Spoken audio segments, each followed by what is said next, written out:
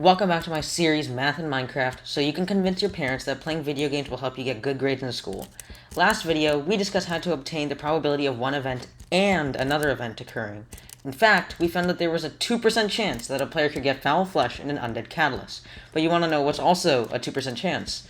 There's only a 2% chance of my viewers from last video actually being subscribed. So if you learned something from this video, please hit the subscribe button.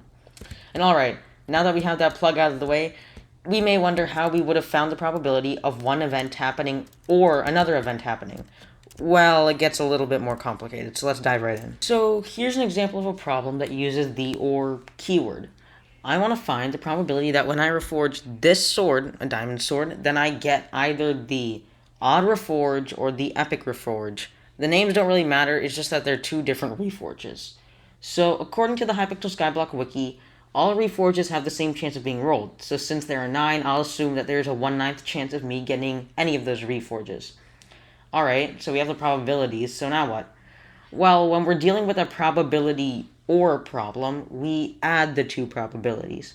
So we just add 1/9 and 1/9 to give us 2/9. Wonderful. So let's test that out. Am I going to get the reforges that I wanted? I did. I got an odd diamond sword, so I guess that 2/9 chance did actually work out. So, is that it? Well, there's a little wrinkle.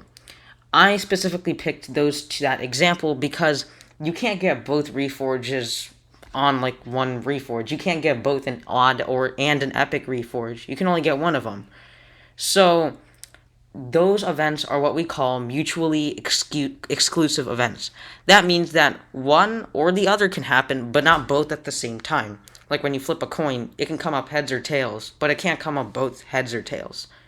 So those events are what we call mutually exclusive. But what if we wanted to find the probability of one event or another event happening, and those two events are not mutually exclusive?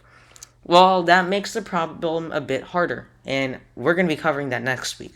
So, thanks for watching this video, and I hope you enjoyed. Stay tuned for the next video, which will go over probability with non-mutually exclusive events.